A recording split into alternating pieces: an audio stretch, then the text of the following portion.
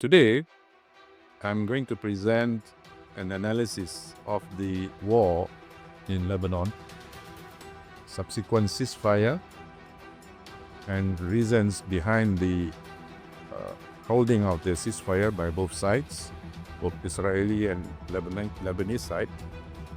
And we're going to talk also about the implications of the ceasefire upon the civilian populations of the Palestinians in Gaza. So my presentation will be in three parts. I will first talk about the war, the objectives of the Israeli invasion of Lebanon and its aftermath. The second part will focus on the ceasefire and what are the implications for both sides, and of course subsequently the recent developments happening in Syria, which is related to what was happening in Lebanon. And finally, I will talk about the implications of the ceasefire on the Palestinian struggle in Gaza. Now, let's talk about the war in Lebanon. On the 1st of October 2024, Israel launched its ground invasion of Lebanon. And Prime Minister Netanyahu clearly mentioned that there were four main objectives of the invasion. Firstly, to dismantle and destroy Hezbollah's military infrastructure and to destroy its capability to wage attacks. Secondly, to disrupt the operations of Hezbollah as an organization. Thirdly, to ensure peace and security for the Israeli settlers in northern Israel.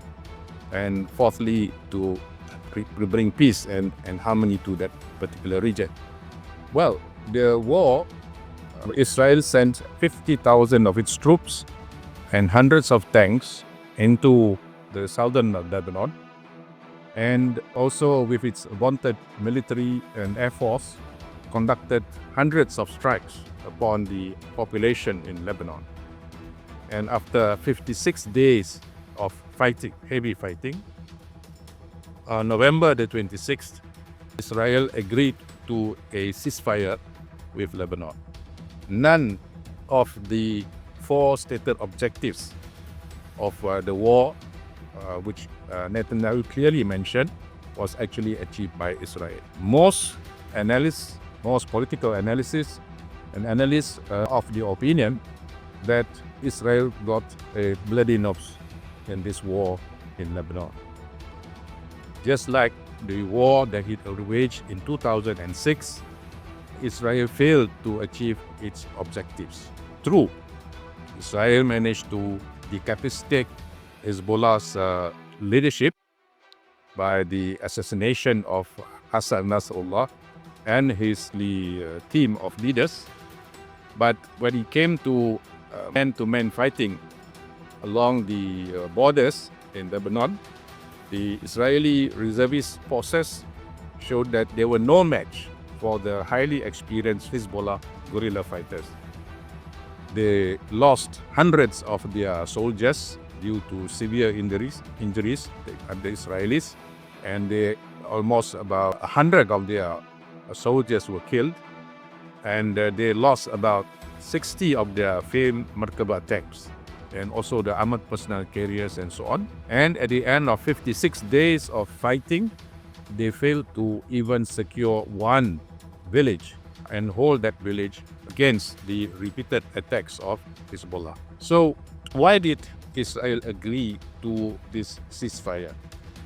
So the question that we want to answer here is the fact that Israel prides itself on having its multi-layered anti-missile system, the Iron Dome, David Sling, and of course the aero-ballistic missile.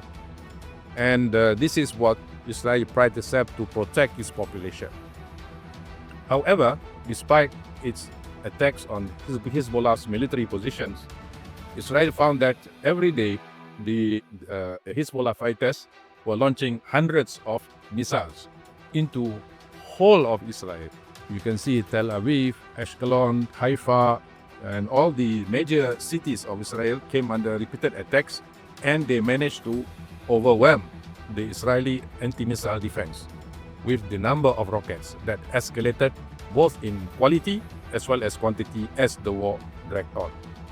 So you find that for the first time, Israel was having to look at all its buildings and infrastructure being destroyed, which they have not experienced in the whole of their war that they currently are waging with the Palestinians in Gaza.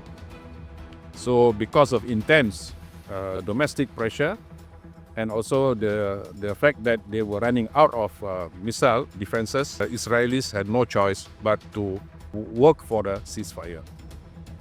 Now, for the Hezbollah, the reason why they agreed to the ceasefire was as follows.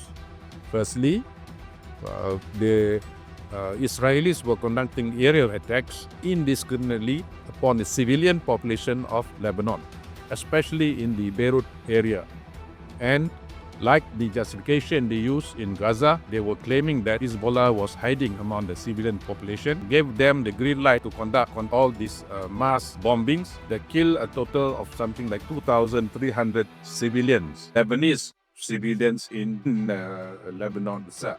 So the government of Lebanon came under intense pressure from its population to stop the war. Of course, Hezbollah, as a member of the government, eventually to succumb to the pressure of the civilian population to at least call for the ceasefire. The other aspect was, of course, the fact that it also was facing problems due to its dictation of its leadership. And therefore, Hezbollah needed time to recuperate and to repair itself for future conflicts. So for the moment, that was why they agreed to the ceasefire, which basically we will discuss in the next section.